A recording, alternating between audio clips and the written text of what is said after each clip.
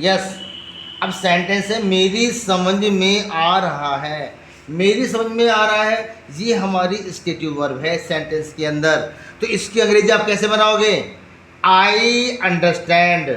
I understand, मेरी समझ में आ रहा है। आप कहोगे सर सेंटेंस तो ये हमारा रॉन्ग हो गया, क्योंकि ये हमारा प्रेजेंट कंटिन्यूअस है। मेरी समझ में आ रहा है, बिल्कुल राइट यू आर। ये हमारा प्रेजेंट कंटिन्यूअस टेंस है, मैं मानता हूँ। लेकिन इस सेंटेंस के अंदर जो वर्ब आ रही है वो है अंडरस्टैंड।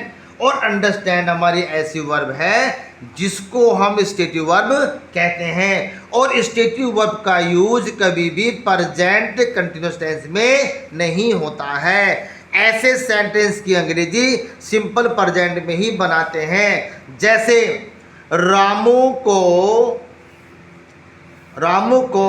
ठंड लग रही है।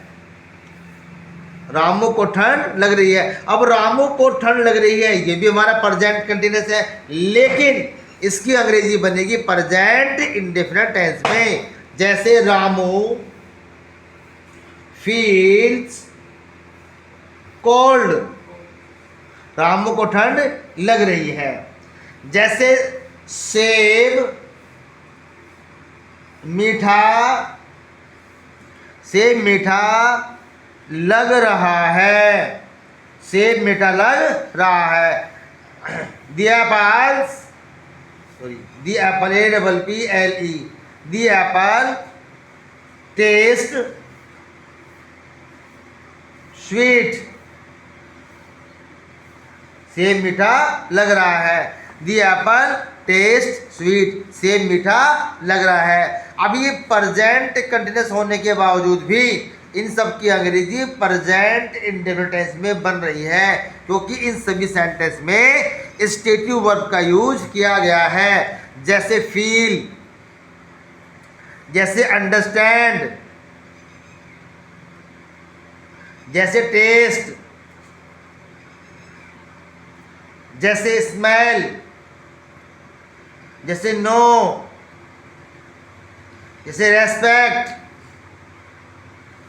ये सभी वर्ब जो है ये हमारी स्टेटिव वर्ब है। जैसे बिलीव, ये हमारी स्टेटिव वर्ब है। स्टेटिव वर्ब का यूज कभी भी कंटिन्यूअस टेंस में नहीं होता है, और ना ही कभी स्टेटिव वर्ब में ING आती है। समझिए आप लोग, प्रेजेंट कंटिन्यूअस टेंस होने के बाद भी इनकी अंग्रेजी प्रेजेंट इंडेफिनिट टेंस में ही होती है। ठीक है, इस चीज़ का ध्यान रखना आप। अब ये सेंटेंस था वह सोमवार को पुनः आएगी। बात तो हो रही है फ्यूचर एक्शन की, वह सोमवार को पुनः आएगी। सोमवार की बात हो रही है, यानी फ्यूचर टेंस की बात हो रही है, फ्यूचर टेंस की बात हो रही है। लेकिन जब कोई कार्य, कोई एक्शन भविष्य में किसी नज़दीक अवधि में होने वाला हो, उसकी अंग्रेजी हम प्रेजेंट टेंस में ही बनाते हैं। जैसे वह सोमवार को पुनः आएगी, इसकी अंग्रेजी बनेगी सी कम्स ऑन मंडे। समझिए आप लोग, इस चीज़ का ध्यान रखना। दीवार पर लिखा है, यहाँ देखो,